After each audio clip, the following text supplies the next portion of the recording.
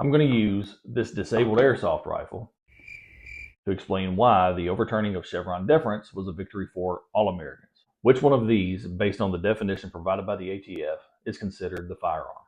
If you said this is considered the fire stick, you're wrong. This part right here is actually considered the boom pole because it has this little thingamajiggy right here, which ultimately makes the boom pole go boom. Because this is considered the firearm, it must be serialized and sent to a government database. But I ain't showing them alphabet boys my serial number because then they'll probably indict me for being a straight white male. Now, look at this. It's the exact same thing as this right here, excluding the stock, but it's not considered a firearm because it is only 80% complete. This area right here has to be milled out in order for it to be considered a firearm because it houses the trigger assembly group. I can buy it for around $100 online, have it shipped directly to my house. I don't have to serialize it. The government has no clue I have it, and most importantly, it doesn't meet the ATF's definition of firearm. However, after only a couple hours of receiving this in the mail, using only a drill press, a few drill bits, and a cheap jig, this will meet the ATF's definition of a firearm. But it'll be unserialized, untraceable. The government will have no clue I have it. And most importantly, it'll be 100% legal. And I can buy this upper receiver on the exact same website, unregulated, because it cannot fire without this.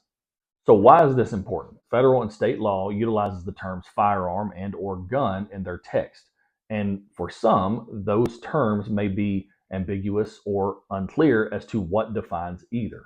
Now, the reason why the overturning of Chevron deference is a win for all Americans is because, much like liberals who don't want the federal government stepping in and over-regulating something that they believe in, neither do we as conservatives.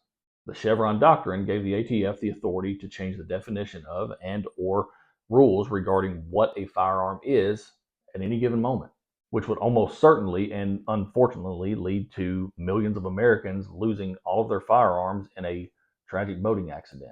But the major problem here is that rules are not laws, and that's exactly why we need a superior court to oversee these things. Otherwise, we're relying on who has the most influence over the lower courts, which typically belongs to corporate lobbyists. When left in the hands of regulatory agencies and corrupt lower courts, where do the convenient changes to rules and definitions end? The short answer is it won't. They'll just continue to regulate the shit out of Americans, which kills the free market and allows corporations to prevail. When the system of lower courts fails to apply the law in a fair and impartial manner, that requires Big Brother SCOTUS to get involved and protect the rights of Americans.